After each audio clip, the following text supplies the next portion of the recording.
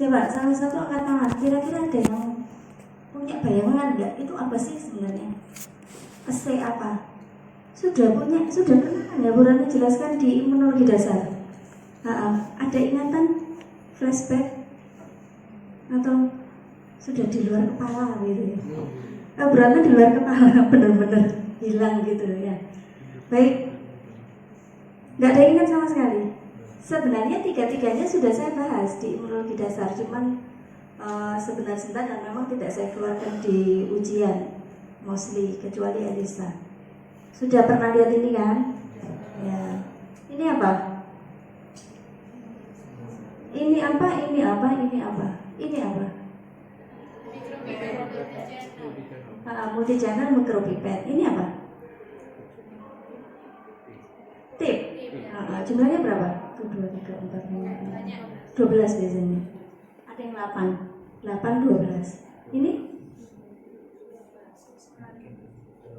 10 ya? 1, 2, 3, 4, 5, 6, 7, 8, 12. Ini apa? Bahannya apa? Bahan-bahannya ini apa kira-kira? Bukan kertas kan? Apa? Ini apa kira-kira bahannya?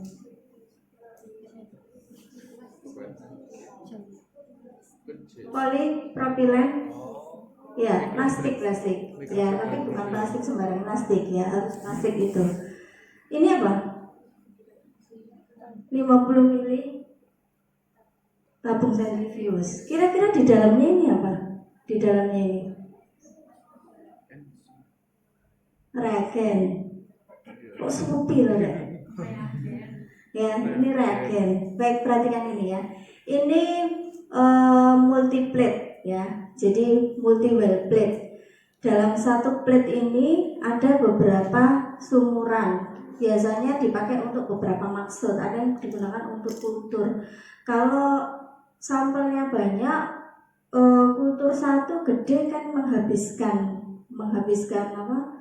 Reagen dan juga mahal. Maka kami pakai begini, biasanya untuk high throughput screening. High throughput itu kita mau screening banyak sekali sampel dalam sekali waktu. Ini ada 96 well. 96 well, jadi bisa ada 96 reaksi. Ada yang 12, 24, 48, 96 biasanya. Ini yang 96. Dipakai untuk apa saja? Macam-macam, tergantung nanti bahannya. Nanti saya jelaskan di belakang. Untuk ELISA bisa. Kalau kalian punya sampel pasien 96 nggak perlu satu-satu, jadi langsung di sini 96 sampel bisa. Baik ya, lihat dulu ini nanti saya kembali ke sini. Jadi ini ELISA. ELISA itu termasuk enzim immunoassay. Artinya akan melibatkan enzim deh, ya. Jadi ingat-ingat akan melibatkan enzim. Untuk apa? Kita lihat. Jadi kalau di perkuliahan imunologi dasar kan saya cepat larinya. Ini karena nanti kalian kerjakan, berarti kan nanti ada prosedur, ada bahan-bahan, begitu ya. Jadi enzim immunoassay termasuk diantaranya ada ELISA, nanti ada ECLIA. Apa itu ECLIA? Bukan tetangga kita ya, lihat. Prinsipnya, makanya di imunologi dasar itu penting sekali. Prinsipnya dalam ketutupan bulat. Nah, di sana kan? Atau ada di sini? Kelihatan? Ya, jadi prinsipnya adalah reaksi antigen antibodi. Sebelum ke situ antigen apa? Langsung angkat tangan. Antigen apa? Antibodi apa? Kayaknya kamu paham sekali ya, Sin. Antigen apa ya, Sin? Yang bisa memicu pembentukan antibodi. Jadi benda asing yang memicu respon imun, menstimulasi respon imun. Antibodi adalah dalam. Antibodi adalah itu sudah didahului. Antigen adalah benda asing yang memicu respon imun, menstimulasi respon imun. Jadi antibodi adalah respon imun salah satu antibodi. Terus dijawab berat ternyata. Jadi antibodi yaitu salah satu respon imun. Penghasilnya siapa? Sel apa? Sel limfosit. Limfosit B. Kalau T apa? Limfosit T. Humoral. Kalau humoral antibodi seluler. Baik. Ya. Jadi prinsipnya reaksi antigen antibodi, dan Bu Ratna sudah pernah menjelaskan di biologi sel. Jangan bayangkan semua antibodi yang kita bicarakan di sini adalah antibodi yang didapat dari manusia. Kalau kita mau deteksi respon imun, ya antibodi manusia sampelnya. Tapi pada beberapa pemeriksaan kita perlu mengkloning antibodi. Sudah saya jelaskan kan? Asalnya dari mana? Bisa dari rabbit, bisa dari tikus, gitu ya. Nah, ciri khasnya adalah pada enzim link immunosorbent assay atau assay ELISA ini, kita akan perlu suatu fase solid, sesuatu yang tidak bergerak, ya, sesuatu yang tidak bergerak. Apa? Yaitu mikroplate berbahan polistiren atau propilen, ya, bahannya itu. Buat apa? Untuk fase solidnya. Untuk apa fase solidnya? Untuk menempelkan atau mengabsorpsikan antigen atau antibodi. Jadi kalau yang mau dideteksi antibodi, ya yang diabsorpsikan antigen. Kalau yang mau dideteksi antigen, yang diabsorpsikan ya antibodi, begitu. Masih ingat ICT? Ya. Kalau ICT kan fase solidnya membran. Yang kalian kerjakan di imunologi dasar itu membran. Kalau ini fase solidnya untuk mengabsorpsikan baik antigen atau antibodinya adalah mikroplate yang tadi kelihatan sebelumnya. Ini ditempelin gitu ya. Gimana cara nempelinnya nanti ya? Bacanya gimana? Kalau ICT bisa dibaca dengan kualitatif. Ya, apa cara bacanya ICT kualitatif? Melihat dari garis baik kontrol maupun sampel. Bisa kuantitatif? Kalau ada alatnya bisa.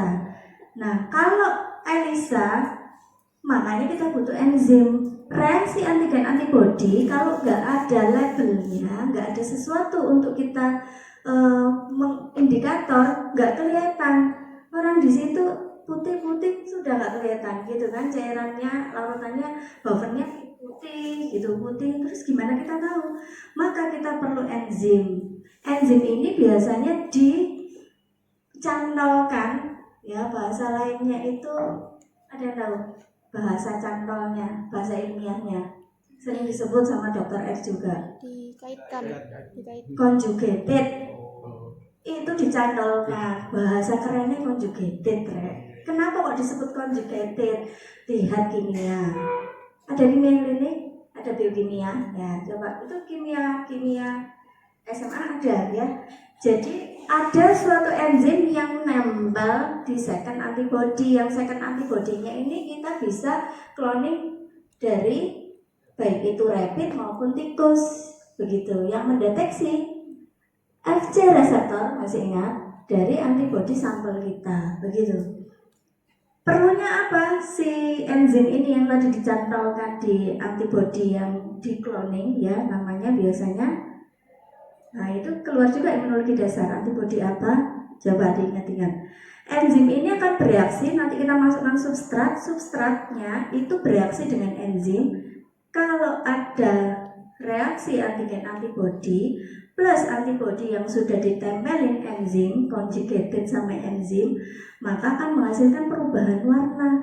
Baru kita tahu ada interaksi, begitu. Fungsinya enzim di situ. Kalau nggak ada enzim ya sudah, interaksi aja, kita nggak bisa tahu ada interaksi nggak ya. Fungsinya di situ. Jadi kalau ada interaksi juga sama antibodi yang sudah kita desain di lab, yang sudah kita tempelin enzim, warnanya berubah. Dibacanya pakai apa perubahan warna itu?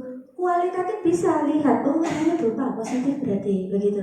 Tapi bisa kita baca juga secara kuantitatif. Kalau kuantitatif muncul apa deh? Angka dengan spektrofotometer. Kalau kelihatan seperti ini, warna dihasilkan dibaca pakai spektrofotometer. Yang dibaca apa kira-kira? Absorbansi, ya. Harus semakin pekat absorbansinya semakin tinggi ya. Berarti banyak sampel kita mengandung yang kita deteksi, begitu ya. Oke, gampang loh. Sampai sini paham? Ada pertanyaan? Gampang, ya. Enzim yang bisa dipakai apa? Biasanya macam-macam, tergantung substratnya. Substrat itu yang direaksi, enzim tidak ikut bereaksi, betul? Nah, itu ilmu dasar kan? enzim itu tidak ikut bereaksi tapi mengkatalisa reaksi. Yang bereaksi apa? Substratnya, begitu ya. Di antaranya adalah alkalin fosfatase, horseradish peroksidase, beta galaktosidase. Itu macam-macam enzimnya. Yang sering dipakai ini, saya bisa pakai ini. Nanti ketemu lagi kalian di Western blot, ketemu enzim ini lagi nanti. Oke, sampai sini aman? Berapa aman? Belakang aman? Oke, lanjut ya. Oke, prinsipnya ini. Nanti kalau ditanya prinsip jangan lupa ya. Prinsipnya cuma ini. Jadi tanpa 3 prinsip ini, tanpa ini nggak ada, kita nggak bisa baca. Jadi ELISA harus ada ini. 1, reaksi imun antibodi. Reaksi imun antara antigen antibodi. Jadi kalau di sampel kalian tidak ada antibodi yang dideteksi, ya negatif, nggak akan ada reaksi, begitu kan? Kalau kita mau ELISA-nya untuk mendeteksi orang ini terinfeksi Salmonella typhi, misalkan ada, pakainya metode ELISA. Lah orangnya nggak pernah terpapar Salmonella typhi, yang nggak ada reaksi, ya negatif dong, gitu kan? Jadi harus ada reaksi. 2, reaksi kimia enzimatik ya. Walaupun ada reaksi, kita lupa masukin second antibody yang sudah ditempelin tadi dengan enzim, maka enzimnya nggak bisa bereaksi nih. Lupa saya naruh, begitu ada dibaca loh kok nggak berubah warna, diingat-ingat lupa saya naruh second antibody-nya, ya jelas nggak ada reaksi. Mungkin ada reaksi antigen antibody, tapi nggak ada enzim yang bereaksi dengan substrat, maka tidak ada perubahan warna, gitu ya. Jadi stepnya penting. Kalau kalian memahami prinsip ini, step nggak akan kelewatan. Yang ketiga apa? Deteksi. Sudah ada reaksi, enzim ada perubahan warna, terus nggak dibaca sama kalian. Terus ngapain gitu ya? Jadi harus ada deteksi dan pengukuran sinyal warna. Pakai apa tadi? Absorbensi, menggunakan spektrofotometer. Nanti keluar angka, caranya gimana? Nanti lanjut. Sampai sini aman? Ada 3 ya. Reaksi antigen antibodi prinsipnya. Kimia enzimatiknya pakai enzim karena enzimnya yang katalisa substrat. Ingat, enzim tidak bereaksi ya. Kemudian ada deteksi. Cara deteksinya gimana? Baca perubahan warna. Pakai apa? Pakai spektrofotometer. Yang dibaca apa? Absorbensi warna. Aman? Lanjut. Ini nanti akan kalian lakukan. Dari tadi kan teori ya. Nah, terus prakteknya seperti apa, Bu? Begini prakteknya. Ini kira-kira apa, Dek? Microplate. Kalau gambar banyak nanti apa? Kesuwen gitu ya. Ini satu well, satu tempat gitu loh. Yang kalian lakukan ada 4. Jadi stepnya nanti 4. Kelewatan 1 gak ada reaksi. Ya, tadi prinsipnya kan 3. Kalian melewatkan 1 step, ya udah, nggak ngapain gitu kerjakan. 1 coating, 2 blocking, 3 detection, 4 baca hasilnya. Sudah sampai sini males baca ya, nggak usah gitu ya. Atau dibaca ternyata lupa di coating. Satu persatu yang di coating apa? Kan tadi kalau ICT kan itu sudah ada di dalam kitnya ya. Nah, memang ada kitnya, tapi di sini kita perlu coating. Mungkin ada beberapa kit yang microplate-nya sudah ditempelin, tapi ada yang perlu kita tempel sendiri. Apalagi kalau kalian mendesain sesuatu, karena kan TLM di 4 ya. Siapa tahu kalian mendesain suatu deteksi mikroba patogen yang baru, itu nggak ada terus kalian desain. Nah ini dasarnya di sini. Jadi kalau pakai kit, ada beberapa kit yang microplate-nya itu sudah ditempelin antigen yang nanti anti dari antibodi yang akan kita deteksi. Paham ya kalimat saya? Ada beberapa yang kita harus tempelin. Jadi ada antigen, kita masukkan reagen yang mengandung antigen ke dalam microplate yang tadi, yang ditunjukkan tadi. Ini. Nah, mungkin saja ini larutan mengandung antigen. Itu kami lakukan. Saya lakukan dulu harus desain ELISA, suatu step ELISA yang memang penyakitnya tidak ada komersial kitnya, jadi kami harus desain sendiri. Jadi ini misal larutan mengandung antigen, saya masukkan larutannya di multi well plate ini, gitu ya. Kita masukkan, sudah itu antigen ada di situ. Udah tunggu diinkubasi. inkubasinya berapa lama? Tergantung. Biasanya 37 derajat selama 1 jam di situ. 30 derajat selama 1 jam. Ada kit-kit yang sudah dioptimasi, nggak perlu 1 jam, 15 menit bisa, 30 menit bisa. Makanya dibaca kalau itu kit. Karena nanti kalian pakainya kit, ya. Kami beli kit, kalau desain baru lama seharian ngerjainnya. Jadi ada kit yang sekarang 1 jam aja selesai, Elisa, gampang. 2 jam selesai, 30 menit jadi. Itu sudah ada, ya. Jadi dimasukkan, terus diinkubasi. Setelah itu, kalian ekspektasi setelah inkubasi, si antigen tadi akan nempel di mana tadi? Mikroplate. Nah, yang cairan yang lain gimana? Kita buang. Ambilnya pakai apa? Pakai ini, atau ada alat yang kita tinggal masukkan mikroplate-nya, langsung dicuci sendiri sama alatnya. Itu namanya ELISA washer, ada. Kalau nggak punya, mahal Bu, di lab saya nggak ada. Manual dong, pakai ini diambilin begitu. Nah, itu yang saya bilang memerlukan teknik pipetting yang bagus.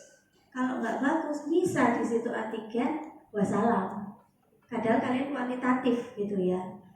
Oke, kalau sudah diambil kan, terus di wash, dibuang, kan antigen yang lain sudah nempel tuh di mana tadi?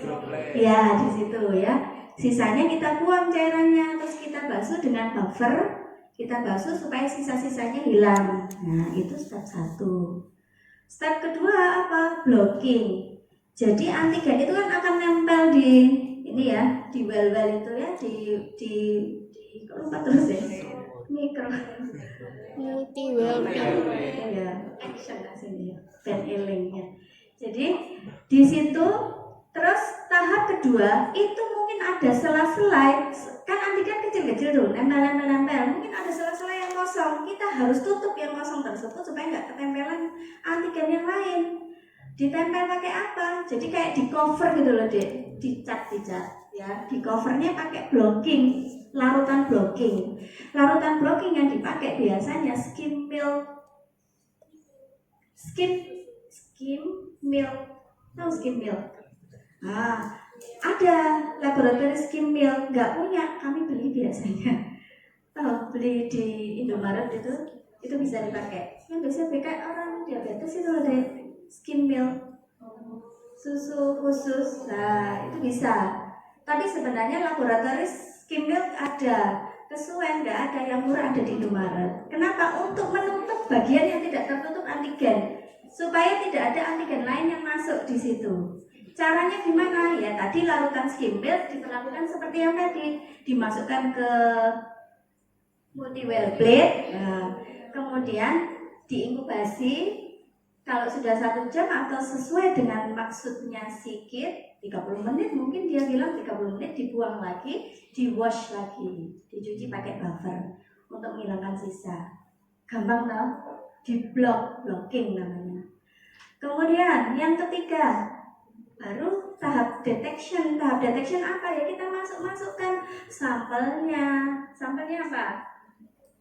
Sampelnya misalkan serum, ya, yang mau dideteksi adalah antibodi dari antigen yang kita masukkan tadi. Jadi harus spesifik deh ya. Kemudian larutan yang mengandung serum diinkubasi sudah 1 jam, dibuang, di wash lagi. Kemudian jadi harapannya ada antigen nempel di antibodi dari serum kita, antibodinya. Kalau sudah tahap berikutnya kita perlu second antibody. Second antibody tadi ditempelin apa? Conjugated enzim. Sama, itu di larutan, masukkan lagi ke mikro ya, well plate. Di situ soalnya banyak mikro, jadi beratnya agak-agak hang gitu. Jadi dimasukkan lagi di situ, sudah nempel lah itu antigen yang ada di plate tadi, kemudian antibody, second antibody, bisa bayangkan?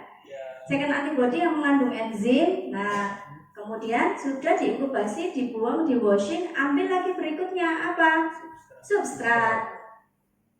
Supaya tahu ada reaksi kan? Substrat. Sudah dimasukkan inkubasi, dibuang lagi, di washing. Nah, berikutnya apa? Dibaca. Prinsipnya itu nanti yang kalian lakukan. Gampang? Jadi ada 4, di coating, di blocking, dibaca, ya masukkan sampel second antibody substrat, baru dibaca di mana spektrofotometer. Apa yang dibaca? Observasi. Belakang apa yang dibaca? Observasi. Kenapa kok observasi? Sinyal warna. Perubahan warna.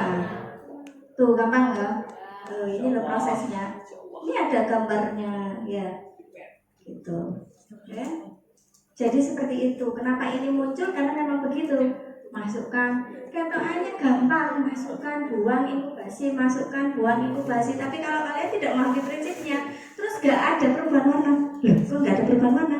Udah bisa mikir, jangan-jangan saya tadi nggak masukkan second antibody atau substratnya tadi lupa kah gitu. Kan stepnya panjang kan. Oke? Jadi bahan yang diperlukan apa? Gurana nggak perlu cerita, sudah tahu berarti ya. Ini nggak perlu dihafalkan. Kalau kalian paham prosesnya, kemudian prinsipnya, sudah tahu bahannya apa saja. Ada yang terlewat? Yang Gurana tulis? Kira-kira ada yang terlewat? Pipet, gitu kan? Tip. Kan makanya dibilang Gurana utama, tak tulis kabeh kesel ngetik ya. Ya yang utama itu, kalau nggak ada gimana? Ya, saya tambahin sendiri, oke? Sudah sampai sini, lanjut. Masalahnya, kalian harus memahami ada beberapa metode ELISA. Jadi nggak cuma satu, itu tadi gambaran besarnya. Metodenya macam-macam. ICT sama loh, ada sandwich, ada kompetitif. Di sini pun ada direct, indirect, sandwich, kompetitif. Supaya apa? Baca dulu kitnya. Kalau indirect jelas nanti tumpuk 3. Kalau direct tumpuk 2. Apa sih ditumpuk? Antigen, antibody. Kalau indirect pasti ada antibody, antigen, antibody, atau antigen, antibody, antibody 3. Makanya kecepit di tengah, sandwich namanya.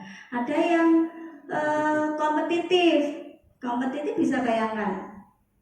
Jadi antibodinya itu sebelum dimasukkan ke dalam microwell, multi microwell plate, ya itu diinkubasi dulu sama antigen di luar, dimasukkan ke situ. Jadi kompetitif sama antigen yang ditempelkan di plate-nya tadi. Bisa bayangkan? Gambarnya seperti ini.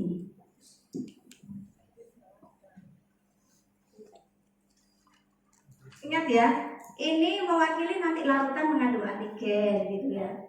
Ini larutan mengandung antibodi yang sudah terkonjugasi enzim. Aman? Ya. Artinya apa kalau melihat begini? Step pertama yang di direct ini, ya kalau lihat gambarnya saja sudah bisa. Tadi kan sudah belajar prosedurnya. Artinya apa? Bukan gambar saja ini deh. Jadi menentukan nanti yang kalian masukkan nanti apa. Padahal kitnya bilang bahwa ini sandwich, tapi kalian yang dimasukkan enzim dulu, ya salah gitu ya. Jadi jelas ini misalkan ini fase solidnya apa tadi? Ini fase solid ya. Terus larutan pertama yang di blocking berarti adalah kalau ini sama ini antigen begitu. Kalau sandwich antibody dulu begitu, paham ya? Setelah dibuang, diinkubasi, dibuang, di wash, baru larutan kedua. Kalau di direct ini langsung mengandung enzim antibodinya. Tapi kalau di sini berarti ini serum kita. Ini ada tujuan tertentu berarti kalau begini deh. Terus ini berarti yang dideteksi apa? Antigen kan? Yang ditempelkan di fase solid adalah antibodi.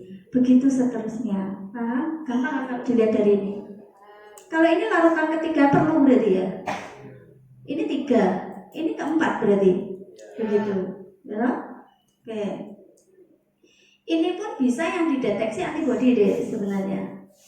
Kenapa? Ini dari kitnya ada gitu. Jadi stepnya lebih panjang. Ada kekurangan dan kelebihannya.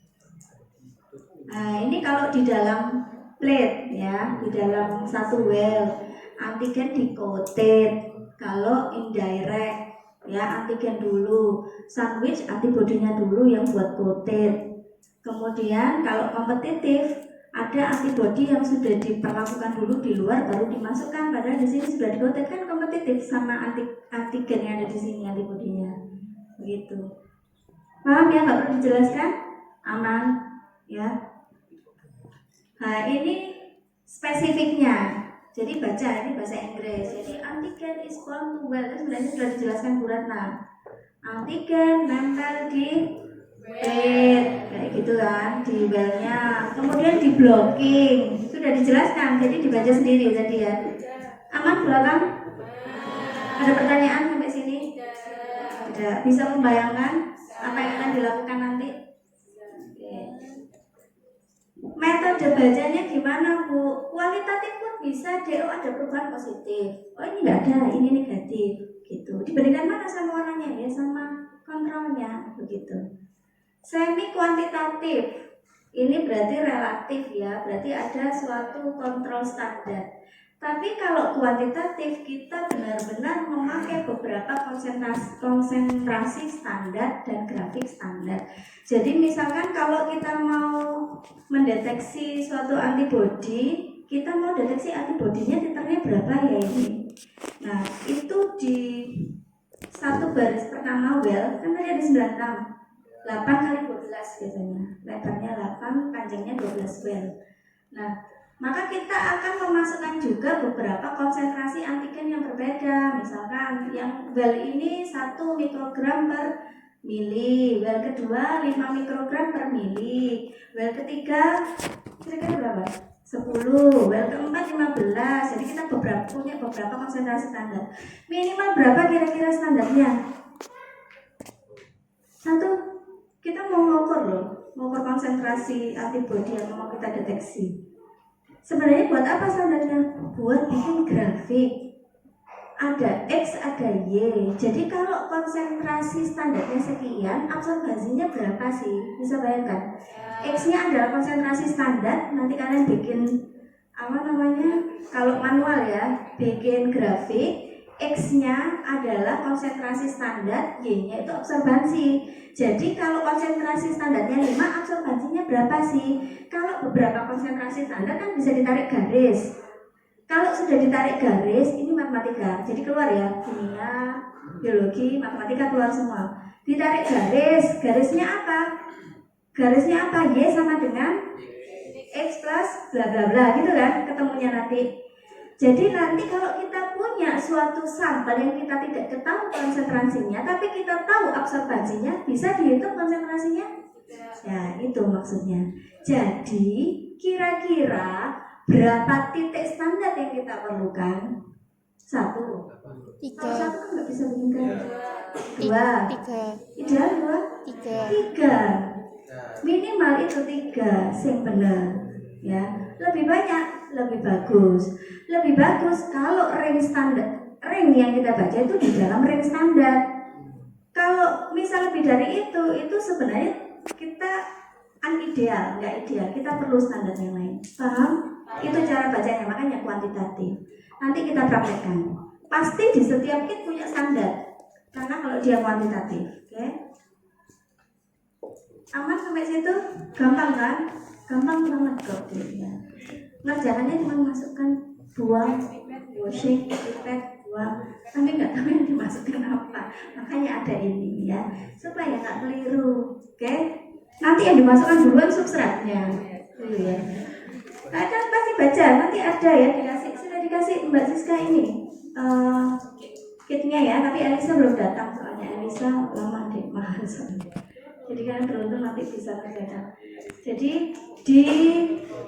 dibaca itu aslinya Elisa kitnya itu pakai apa, direct, indirect, sandwich, kompetitif, oke? Terus dibaca, kenapa sih kok substrat dimasukkan terakhir, kok nggak di awal, jangan keliru. Tadi sudah ada penjelasannya, oke? Sampai sini aman? Lanjut kedua, ECLIA, Electrochemiluminescence Immunoassay. Ini termasuk EIA, jadi termasuk immunoassay. Bedanya di mana?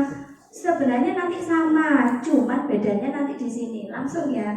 Bedanya yang dipakai baca bukan enzim bereaksi dengan substrat, deh. Ya. Apa?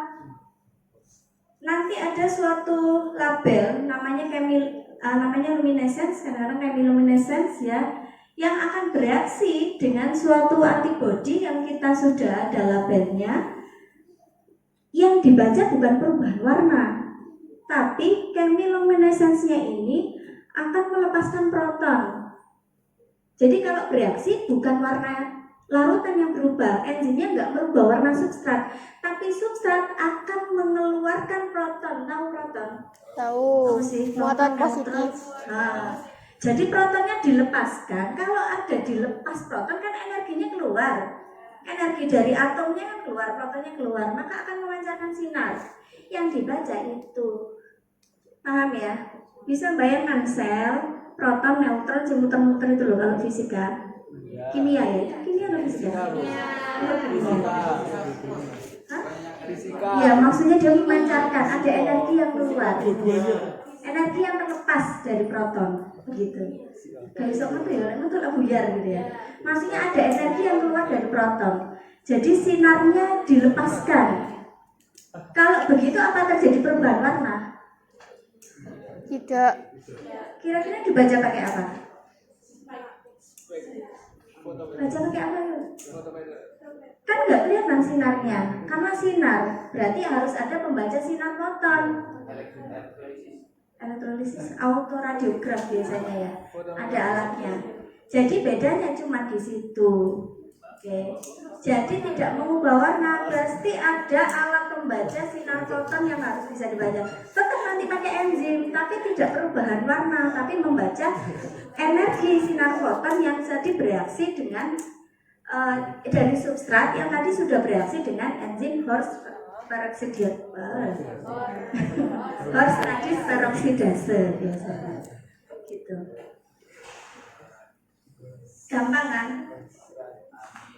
Cuman alatnya yang beda. Kalau tadi si Elisa kan dibacanya pakai spektrofotometer. Kenapa? Karena absorbansi warna. Yang dilihat perubahan warna. Ini beda lagi. Sinarnya nggak kelihatan. Sinar pada panjang gelombang berapa. Maka harus ada alat pembaca. Gitu, oke? Gampang dong. Kurang lebih begitu. Tak lewatin ya. Nah, soalnya ini penting. Ini hampir mirip.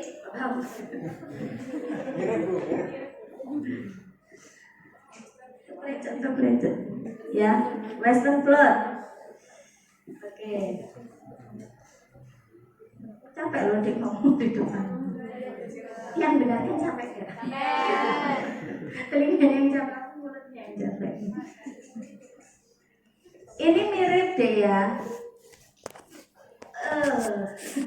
Nanti kombinasi cara bacanya dengan eklia.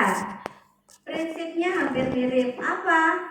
3 prinsip kombinasi, tapi nanti ada perbedaan. Perhatikan, Bu Rata sudah bilang ada perbedaan. Prinsipnya hampir sama, tapi ada beberapa perbedaan.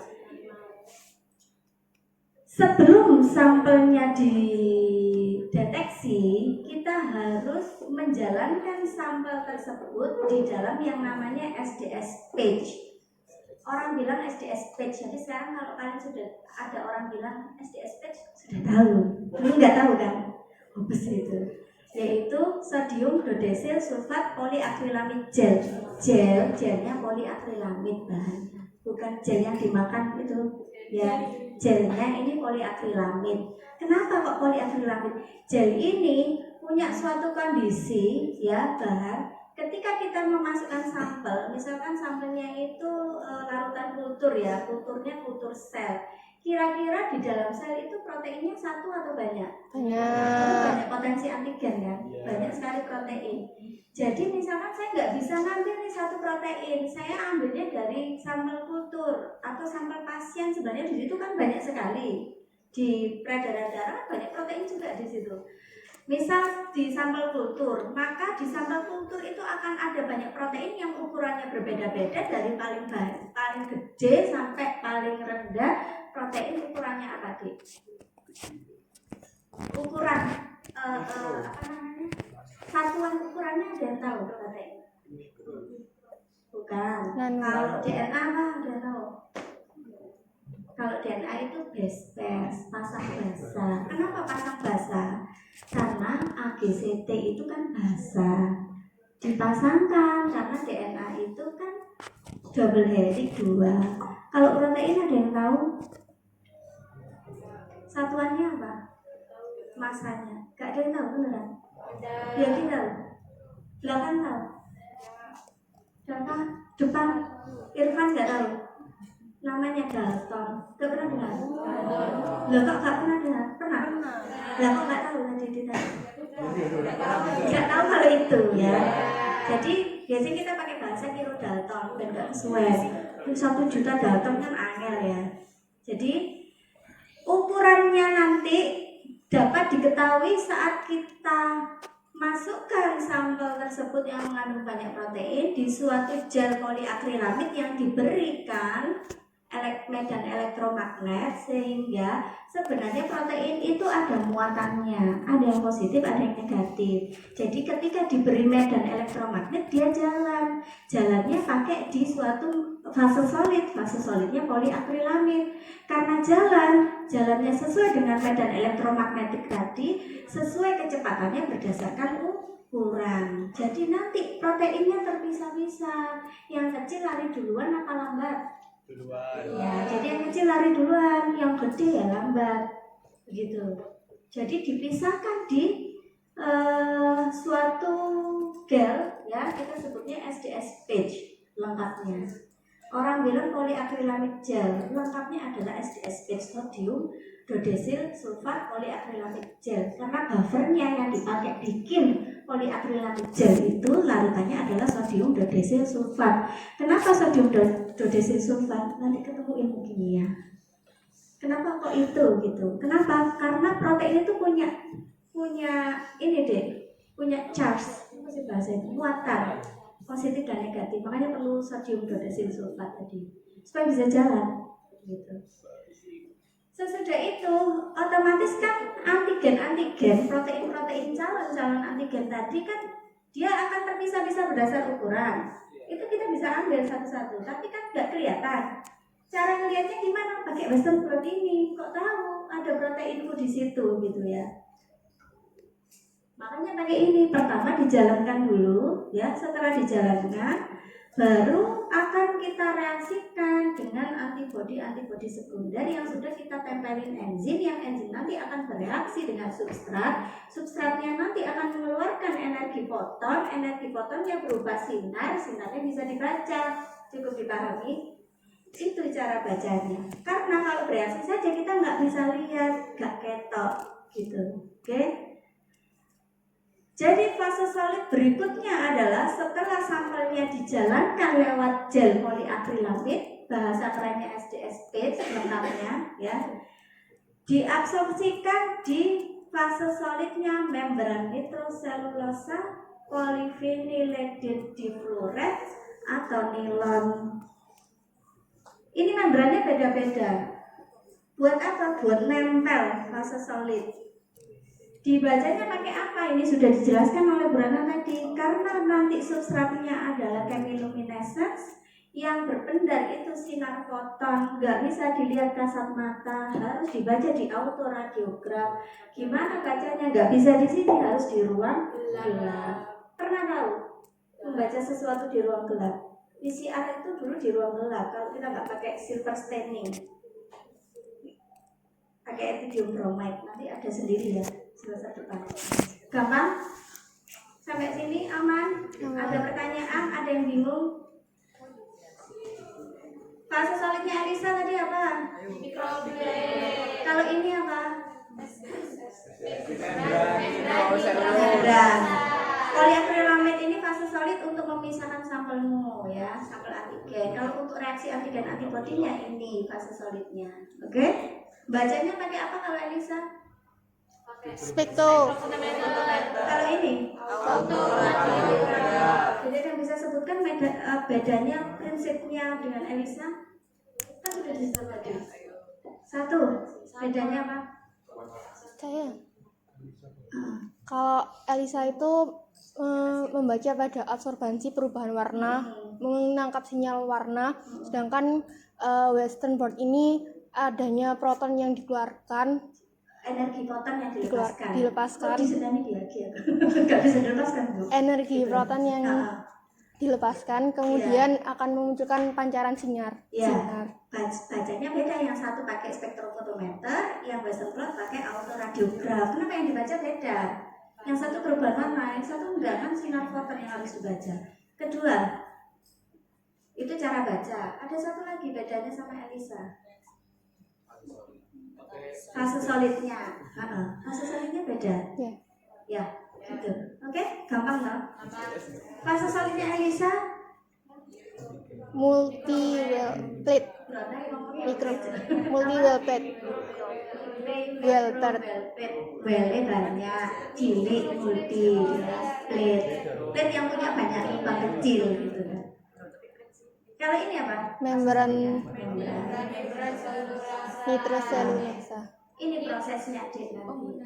Coba dilihat dulu gambar. Sudah dilihat gambarnya? Oke. Kira-kira ini fase apa? SDS stage. Ini cara kerja di mana kita memisahkan protein kita dari suatu banyak protein. Kita mau nangkap satu protein atau calon antigen, dipisahkan di yang namanya SDS stage. Ini gelnya, gel poliakrilamid. Namanya SDS stage, namanya cara buat gel poliakrilamidnya pakai larutan namanya sodium dodesil tadi. Ini kemudian dikasih medan elektromagnet, dikasih listrik ya, jalan. Ini harus kelihatan jalan Dek. Ini gambaran tapi nggak kelihatan sebenarnya. Kita nggak bisa lihat. Jadi kalau kalian salah perhitungan, jadi harus tahu dulu protein target kalian berapa ukurannya. Nanti ada standarnya. Kalau kebanteran hilang, tiba-tiba kalian lihat, loh kok nggak ada ya protein saya. Padahal proteinnya ukurannya kecil, tapi dia jalankan di sini 2 jam ya hilang bablas gitu.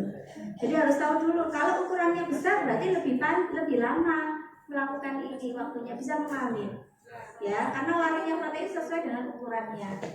Kalau ini sudah selesai, bisa dilihat, kita bisa melihat ini. Kalau pas begini nggak bisa. Caranya di staining, memastikan bahwa protein kita nggak hilang, pakai namanya larutan Comasiblo. Cuma lihat aja, munculnya seperti ini. Tapi kita belum yakin, punya aku yang mana ya? Tapi nanti akan muncul begini. Jadi protein itu akan terpisah-pisah begini. Benar-benar seperti ini kelihatannya. Kan banyak protein itu. Terus dugaan kita punya saya 10 kilo Vesper. Salah, 10 kilo Dalton. Iya, berarti salah ternyata. Dalton ya. Kalau Vesper apa? Sama aja itu kan apa ya. Jadi ukurannya 10 kilo Dalton. Oh, kira-kira letaknya di sini. Begitu. Nah, tapi kan belum yakin. Cara yakinnya gimana ya? Kita deteksi pakai reaksi antigen antibody. Ini kan cuma dugaan. Protein saya, antigen yang mau saya deteksi itu ukurannya 10 kilo Dalton. Oh, ada. Tapi apakah benar? Karena banyak sekali protein yang ukurannya mungkin segitu gitu. Caranya maka kita reaksikan dengan antibodi sekunder. Nanti kita baca benar ini protein saya, ini antigennya gitu. Jadi ini kan masih gel deh ya. Gelnya kita nggak bisa reaksikan antigen sama antibodi di gel. Maka kita harus transfer yang tadinya protein-protein kita di gel, kita transfer ke fase solid. Apa tadi nama fase solidnya? Membran nitroselulosa.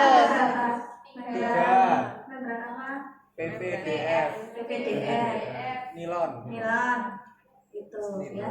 Itu ada karakternya sendiri. Bu Ratna dulu pernah ngalah, nggak ngerti, nggak baca. Itu makanya researcher sejati harus baca, nggak cuma begini. Saya dulu pernah ganti membran PVDC sama membran apa satunya apa sih jenis? Nilon ya. Biasanya pakai membran, bukan nilon, yang pakai ini Nitroselulosa. Iya, nitroselulosa. Kalau nitroselulosa langsung protein bisa ditransfer ke situ. Begitu saya ganti pakai PVDF loh, kok protein saya hilang. Ternyata PVDF itu nggak bisa langsung dipakai, harus direndam dulu sama metanol baru bisa dipakai. Gitu. Dulu saya pernah salah, terus akhirnya nangis soalnya kerjaan seharian. Ya, kesel ya kerjainnya. Jadi ini tadi kan masih jadi baca ya. Saya mau menyarankan kalian tetap baca ya. Oke, ini kan tadi masih di sini, masih di gel. Kita nggak bisa reaksikan antigen antibody di gel, harus transfer dulu ke fase solid. Cara transfernya gimana? Itu gel kan tadi sudah mengandung protein, ditaruh di sini. Ini namanya alat blottingnya.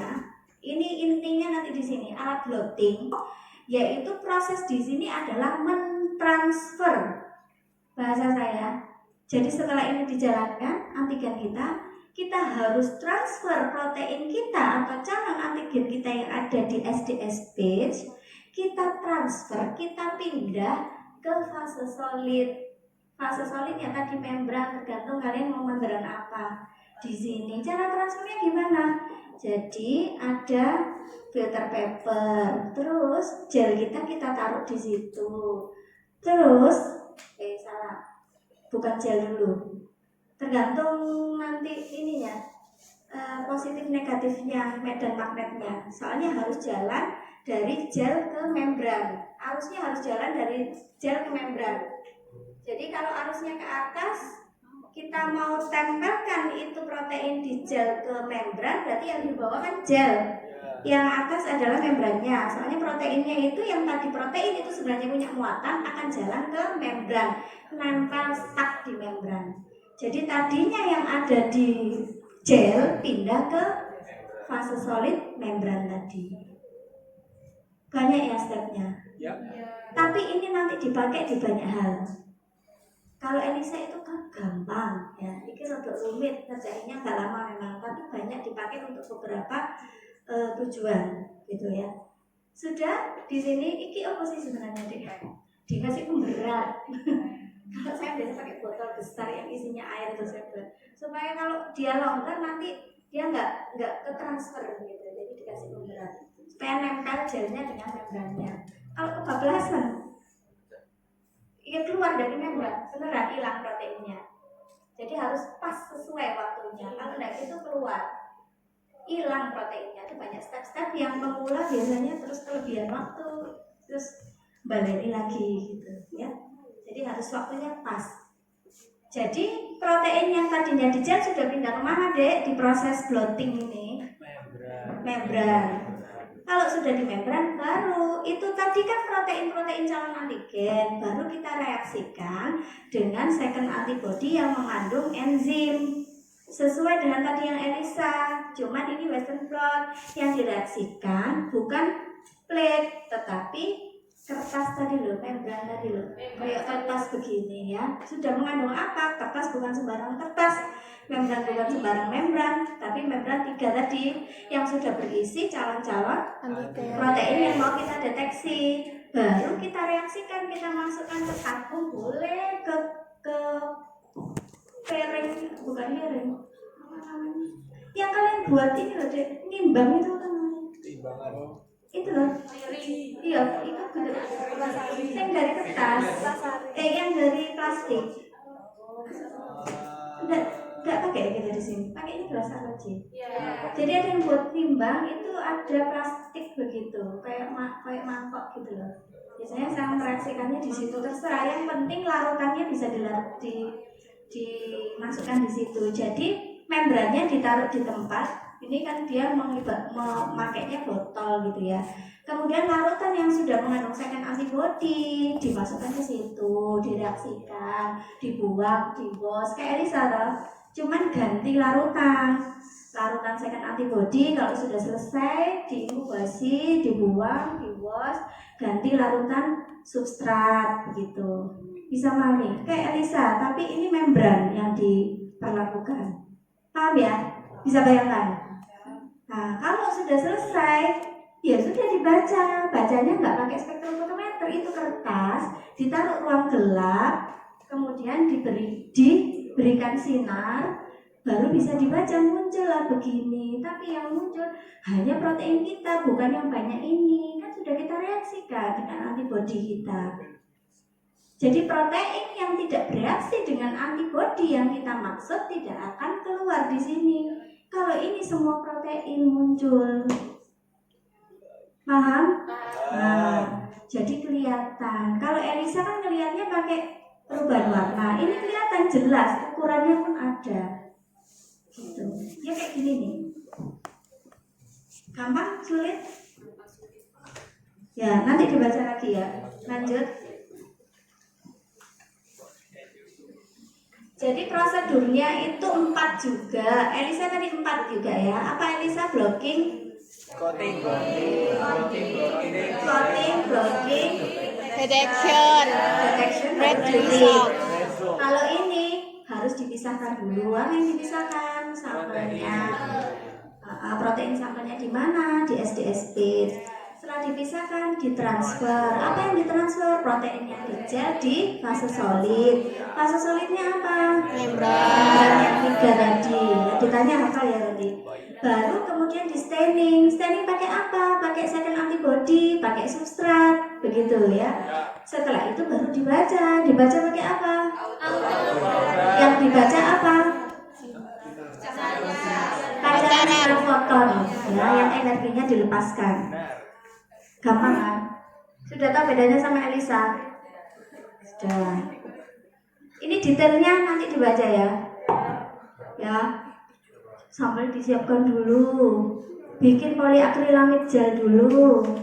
Sampelnya dijalankan. Loh, poliakrilamid bikin loh, Dek. Soalnya kalau beli mahal. Oh, saya kayak Bu beli aja gitu ya. Kita bisa bikin sendiri. Ditransfer, setelah ditransfer di blocking pakai skim milk, kemudian baru dikubasi first antibody, second antibody lah dan seterusnya ya. Gitu. Kayak Elisa ya, tapi ada step yang lain. Ini detailnya juga. Sampelnya dimasukkan ke well-nya ini di poliakrilamid gel. Kalau well-nya yang Elisa kan di microplate, kalau ini di poliakrilamid gel. Jadi nanti terpisah. Kemudian ditransfer dan seterusnya. Ketemu ini nanti. Oke? Sampai sini aman? Insyaallah. Nanti dibaca ya. Ini kayaknya Inggris. Iya, bahasa Inggris iya. Kata sih iya. Ya, sudah. Jadi kalau kelihatan gambar begini sudah di luar kepala ya. Di luar prediksi. Jadi kalau gambar ini muncul sudah tahu prosesnya apa saja sebenarnya Western blot. Loh, belum. Ayo sebut sekarang. Enggak, sebenarnya Yasin. Eva, bener Eva. Ini gambarnya sudah muncul nih. Ayo, Eva loh. Iya, benar sekali Bu Eva. Jadi tahap pertama apa Eva?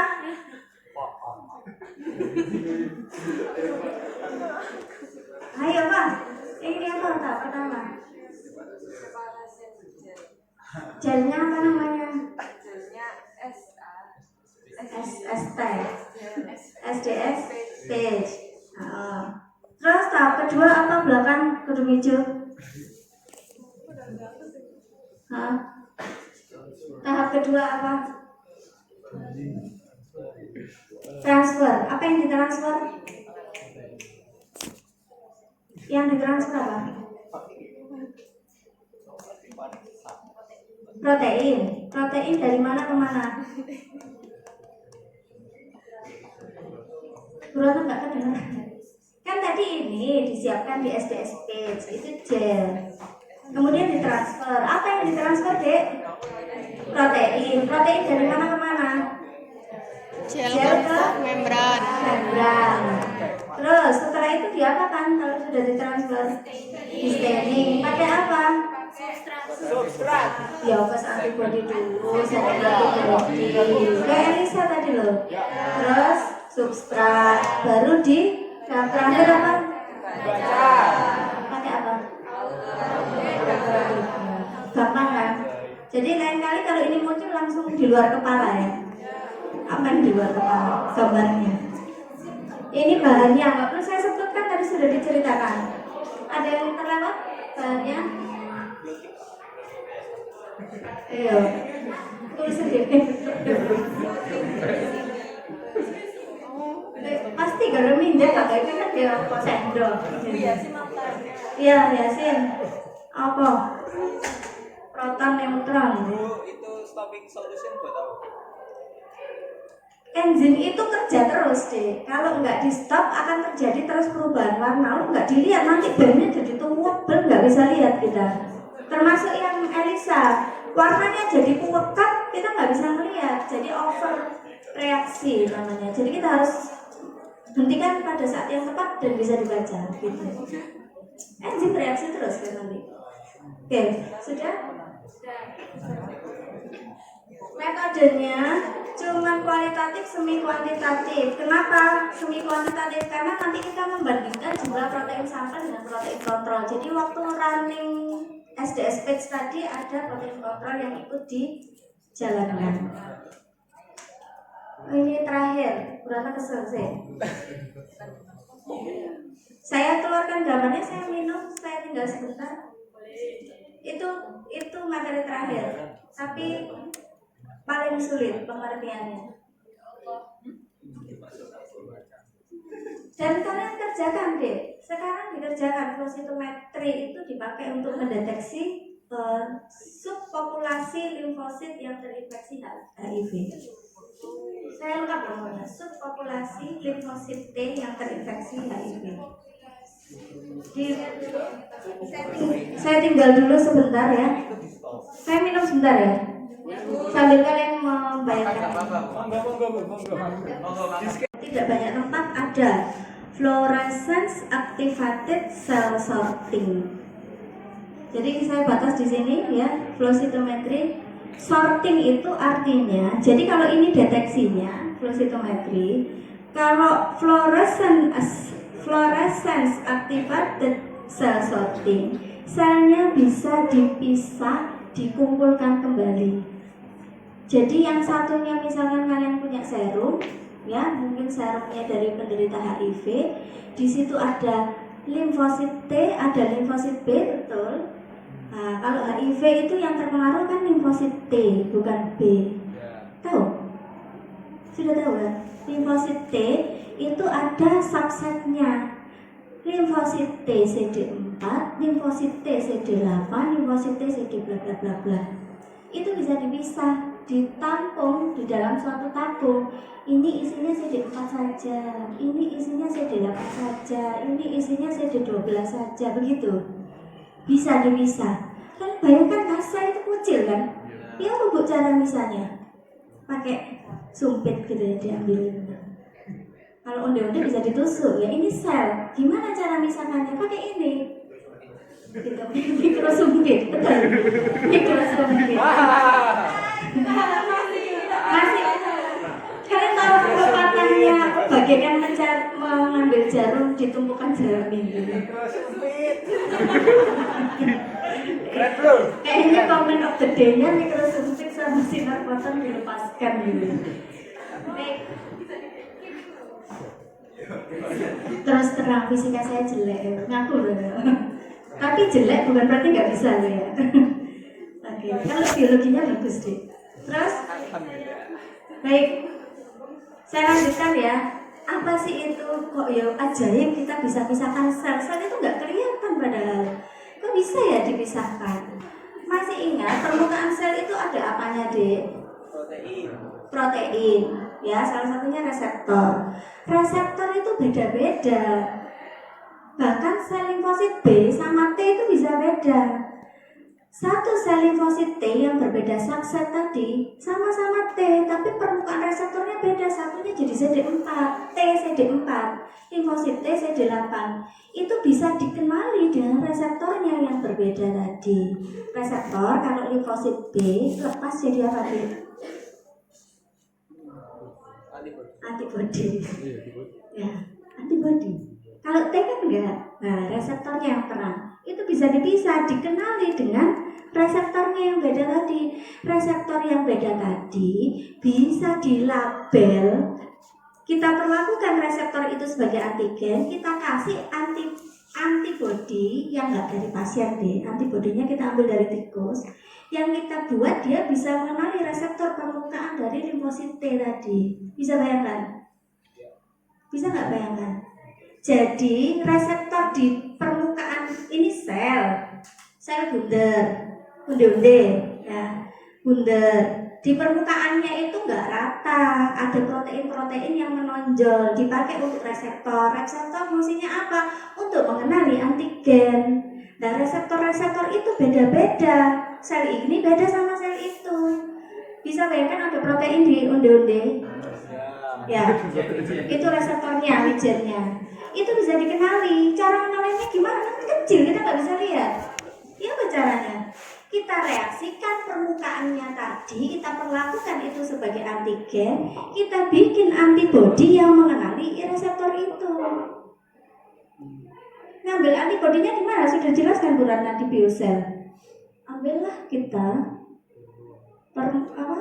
siapa yang memproduksi? E. coli bisa, rabbit bisa, mouse bisa. Tapi antibodi ini akan mengenali permukaan reseptor itu tadi. Bisa dipahami? Nanti bisa dibaca pakai perpendaran cahaya. Oh, yang CD4 saya warnai pakai warna merah gitu. Jadi kalau saya lihat di autoradiograf atau alatnya kalau merah itu CD4 begitu. Bisa? Bisa dipahami. Nanti yang CD8 saya warnai pakai warna hijau. Jadi ya ungu boleh lah.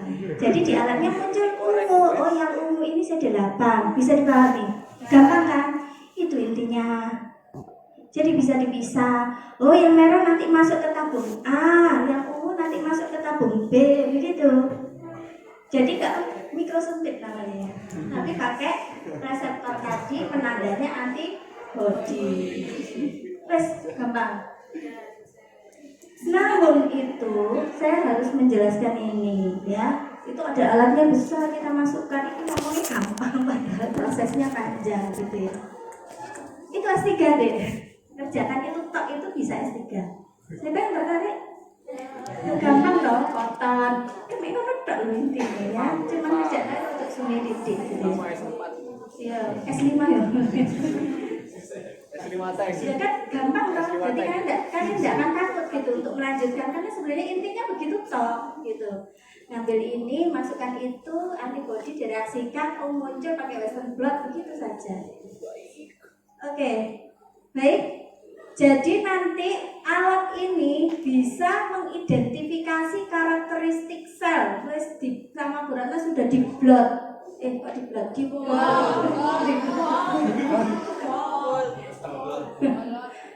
BOLD ya. Sudah ditebali ya. Kita bisa mengidentifikasi karakteristik sel pakai flow cytometry ini. Prinsipnya ada sistem fluid, sistem cairan. Prinsip kedua ada sinar laser. Sinar laser, enggak sinarnya ya warnanya muncul, nggak ada ya. Kemudian ada label. Label yang mendeteksi tadi kalau CD4 reseptornya merah gitu tadi loh deh. Kalau CD8 jadinya saya maunya ungu. Ini benar warna kita pakainya, tapi warnanya dideteksi pakai alat, nggak bisa kita lihat pakai mata. Terus selain itu jenis sinarnya. Jadi alat ini dapat mengidentifikasi setiap jenis dan aktivitas sel dan menghitung jumlah masing-masing dalam suatu suspensi. Begitu. Saya tahu, oh ini CD4 jumlahnya berapa. Oh ini CD8 jumlahnya berapa. Di pasien HIV jumlah itu penting. Kalau dia jumlahnya sedikit maka dia akan rentan terhadap mikroorganisme patogen. Coba bayangkan nggak punya tentara perlawanan imun loh dia nanti. Karena sel limfositnya diserang oleh virus HIV. Kalau sedikit sekali maka dia akan rentan terhadap penyakit lain. Makanya ada orang HIV kan terkena kandida, gitu kan? Trichomonas vaginalis, apa ya Trichomonas vaginalis? Flagellata? Ya. Nyambung kan? Ya. Baik, ini prinsipnya ya. Ada 3. Hydrodynamic system, deteksi sistem lasernya ya, sama data converter system. Jadi kita nggak bisa lihat dengan mata telanjang seperti Elisa. Kita lihatnya pakai data. Jadi kan itu kecil tadi. Yang baca alat. Oh ini warna ungu. Nggak perlu kita lihat satu-satu. Alatnya sudah baca. Oh ini ungu. Jadi ini CD4 gitu. Ya, yang pintar software senang mainan ini. Kesel loh ya. Berapa ya? Ini sampel.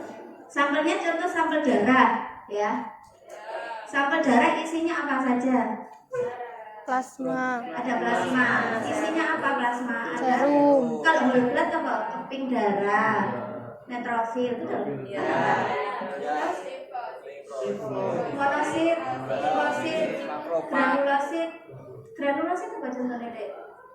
Yang paling sederhana sel apa? Monosit. Intinya kan satu besar. Mitoplasmanya lebih sedikit gitu toh. Saya nggak ahli hematologi, kalian ahlinya. Kalau granulosit dia intinya banyak, jadi lebih kompleks toh. Jadi 1, 2 gitu nyambung nggak sih? Terus banyak granulnya. Kenapa? Fungsinya kan untuk alergi tuh. Kalian yang paham, bukan Bu Ratna. Betul, gitu. Insyaallah. Ya. Jadi itu karakteristiknya kan beda. Antara monosit sama granulosit itu bisa dibedakan pakai ini. Caranya gimana? Ini contohnya ya. Kalian punya whole blood. Dimasukkan alat ini. Di sini akan ada sistem fluidik, di mana akan mengakibatkan semua sel ini jalannya sama. Gak ada sing cepet, gak ada sing lambat. Kalau tadi yang western kan di poliakrilamid yang kecil jalan duluan. Ini kecepatannya sama dan nanti masuk ke alatnya ini semua dengan sistem hidrodinamik tadi satu sel jejer-jejer. Gak ada sing gandeng-gandeng. Jadi masuk ke alat ini jejer satu, antri-antri gitu loh. Ya. Pakai sistem apa? Sistem fluidik, hidrodinamik. Ikut fisika, ada yang bisa menjelaskan hidrodinamik? Gak perlu ya. Pokoknya intinya velocity atau pergerakan sel-sel di dalam cairan itu gak buru-buru, antri satu-satu. Buat apa? Kalau masuk ke sini ada sinar laser dibaca satu-satu, nggak double-double. Ya, baca satu. Yang dibaca apa? Tadi kalau kita mau label CD4 pakai antibody tertentu, kalau dia merah terdeteksi oleh alatnya, begitu. Bisa bayangkan ya. Terus dia setelah dibaca jalan, jadi ini sinar lasernya nabrak selnya. Ya. Salah, ini sinarnya nabrak selnya, ini baca, terus dikonversi di alatnya. Oh ini CD4 gitu. Terus dia jalan terus, itu flow cytometry. Kalau FACS, fluorescence activated base sorting, ini jalan bisa dipisah. Ada yang nggak perlu. Kadang-kadang perlu untuk penelitian. Jadi yang CD4 ke sana, yang merah gitu. Jadi dimasukkan lagi, ditampung lagi dalam tabung yang lain. Gitu. Kan ini tabungnya satu mix. Kalau sudah di sini, oh ini kamu merah, ini CD4 perginya ke sana. Oh ini CD8 ungu perginya ke sana. Jadi bisa ditampung. Kalau perlu ditampung, kalau nggak perlu cuma pengen tahu jumlah aja ya sudah, nggak usah. Tapi sebenarnya ditampung begitu. Sudah gampang kan? Hasilnya nanti begini. Oh manis itu. Ini nanti kalian lihat kalau di lab ada pemeriksaan ini, yang kalian lihat itu ini deh. Kita lihat. Jadi kan tadi prinsipnya 3. Hidrodinamik sistem, sinar laser untuk pembacaan sama alat untuk baca. Intinya itu kok. Ada hidrodinamik sistem untuk memisahkan sel, ada sinar laser untuk membaca, ada alat untuk baca sinar laser. Gampang kita bahasain. Ya. Sinarnya ada 3, forward, side, sama fluorescence. Fluorescence itu yang dijelaskan Bu Ratna tadi, pakai antibody. Second, kalau ungu nanti sinyalnya ungu, kalau merah sinyalnya merah. Oke, gampang, berdasarkan reseptor. Tapi kalau forward side, ini mungkin kita nggak pakai ini, kita pakai ini saja bisa, flow cytometry. Karena dengan 2 sinar ini bisa membedakan ukuran sel dan karakteristik sel. Ukurannya gede atau kecil. Kemudian misalnya monosit sama granulosit, dalamnya ada loh. Kalau monosit satu besar intinya, kalau granulosit granulnya banyak, terus intinya ini nggak sih gini gitu. Bisa bayangkan nggak? Seingat saya begitu granulosit. Ya, itu bisa tahu. Pakai apa? Pakai forward sama side gitu. 1. Forward scatter ya. Ini sinar laser. Forward artinya dia lurus. Kalau ketabrak ya belok. Forward artinya forward ya. Ada sinar di sini lurus. Lah ketabrak, ini monosit bukan? Ya. Ya. Ya, monosit. Ada yang bilang ini granulosit. Ini monosit. Jadi lurus. Oh, dia sinar ini ketabrak. Jadi dia akan bertendar ke sana. Nanti dibaca alatnya di sini. Kalau semakin gede kan otomatis besar dong. Nabraknya gede jadi tambah besar. Benar. Jadi bisa membaca besar kecilnya sel. Sinar kedua side scatter. Ya benar ya. Ini yang side, ini loh, yang ini loh. Nah, coba bayang, ini granulasi betul. Nah, ada sinar, ya. Sinar ini kalau ini ada granul kan otomatis dia sakarpe kan. Granulnya di sini tapi dia bisa ke sana sinarnya, mantulnya. Kalau di sini dia bisa ke sana. Jadi tersebar-sebar, scatter. Semakin besar scatternya, otomatis kompleksitas sel tersebut semakin kompleks. Jadi sel itu akan bisa dipisahkan berdasarkan ukuran dan kompleksitas. Jadi tahu akhirnya, oh ini monosit, oh ini granulosit, begitu. Karena kita nggak lihat bentuknya, nggak bisa tahu. Ya ini tadi tabrakannya, tabrakan sinar dan dibaca. Ini salah satu fluorokrom atau sinar, warna label yang bisa kita pakai. Hasil yang kalian baca sebenarnya begini. Ini adalah pancaran sinar forward scatter, forward yang maju. Ini yang side. Jadi ini sel-sel yang dibaca. Ada sel yang forwardnya rendah, side-nya rendah. Posisinya di sini. Ada sel yang forwardnya besar, side-nya besar. Artinya kalau cahaya forward yang dibaca besar, kemudian cahaya side scatter yang dibaca besar, artinya dia gede dan kompleks selnya. Posisinya di sini nanti. Semakin di situ semakin gede, semakin kompleks selnya. Jadi bisa dibedakan selnya? Begitu ceritanya. Jadi nanti yang kalian lihat biasanya bentuknya seperti ini. Nggak bingung lagi, ini apa, ini forward, ini side. Tapi kalau di label nanti muncul CD4, CD8 gitu, karena sudah di label. Tapi kalau pakai cahaya forward sama side, ini yang muncul nanti. Kalau di sini berarti selnya apa? Kecil, tidak kompleks, sederhana. Ini cuma satu gede bisa gitu ya. Kecil. Tengah-tengah beda lagi. Sampai